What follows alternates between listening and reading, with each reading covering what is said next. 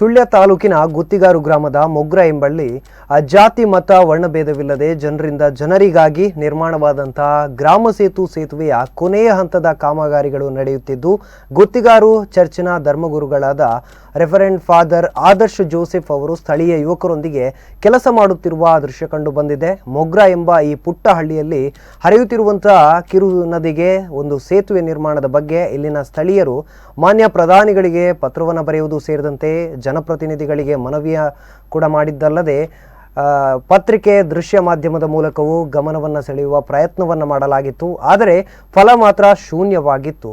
ಕೊನೆಗೆ ಒಂದು ತೀರ್ಮಾನಕ್ಕೆ ಬಂದಂತಹ ಸ್ಥಳೀಯರು ಸ್ವತಃ ಸೇತುವೆ ನಿರ್ಮಾಣಕ್ಕೆ ಬಂದಿದ್ದಾರೆ. ಇದರ ಫಲಶ್ರುತಿ ಎಂಬಂತೆ ಇದೀಗ ಇಲ್ಲೊಂದು ಸುಂದರವಾದ ಕಿರು ಸೇತುವೆ ನಿರ್ಮಾಣವಾಗಿದೆ. ಜಾತಿ ಮತ ವರ್ಣಭೇದವಿಲ್ಲದೆ ಸ್ಥಳೀಯರು ಅಕ್ಕಪಕ್ಕದ ಯುವಕರು ಒಂದೇ ಮನಸ್ಸಿನಿಂದ ಸೇತುವೆ ನಿರ್ಮಾಣದ ಕಾರ್ಯಕ್ಕೆ ಮುಂದಾದರು. ಇವರ ನಡುವೆ ಗುತ್ತಿಗಾರು ಚರ್ಚಿನ ಧರ್ಮಗುರುಗಳಾದ ರೆವರೆಂಡ್ ಫಾದರ್ ಆದರ್ಶ ಜೋಸೆಫ್ ಅವರು ಸ್ಥಳೀಯರೊಂದಿಗೆ ಸೇತುವೆಯ ಕೊನೆಯ ಹಂತದ ಕೆಲಸದಲ್ಲಿ ನಿರತರಾಗಿರುವುದು ಕಂಡುಬಂದಿದೆ. ಮಾತ್ರವಲ್ಲದೆ ಸೇತುವೆಯ ಕೆಲಸದಲ್ಲಿ ನಿರತರಾಗಿರುವ ಸಮಸ್ತ ಜನರಿಗೆ ರೆವರೆಂಡ್ ಫಾದರ್ ಆದರ್ಶ ಜೋಸೆಫ್ ಅವರು ಶುಭಾಶಯವನ್ನ ಕೋರಿದ್ದಾರೆ.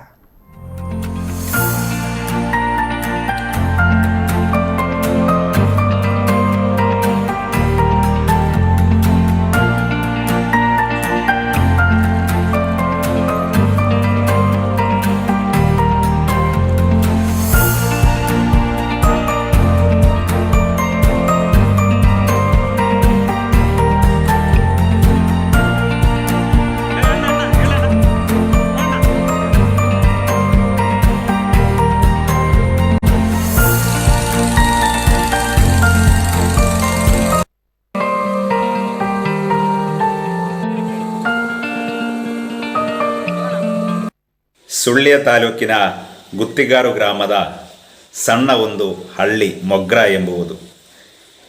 ಈ ಮೊಗ್ರವನ್ನು ಇಡೀ ದೇಶ ತಿರುಗಿ ನೋಡುವಂತಾಗಿದೆ.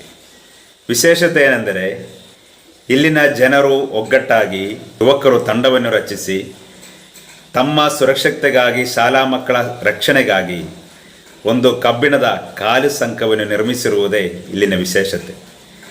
ಸರ್ಕಾರದ ಯಾವುದೇ ಅನುದಾನವನ್ನು ಪಡೆಯದೆ ಸ್ಥಳೀಯ ಸಂಸ್ಥೆಗಳ ಸಹಕಾರವನ್ನು ಅನುದಾನವನ್ನು ಪಡೆಯದೆ ಜನರು ಜನರಿಗಾಗಿ ಜನರಿಗೋಸ್ಕರ ಜನರೇ ನಿರ್ಮಿಸಿರುವ ಸೇತುವೆ ಗ್ರಾಮ ಸೇತು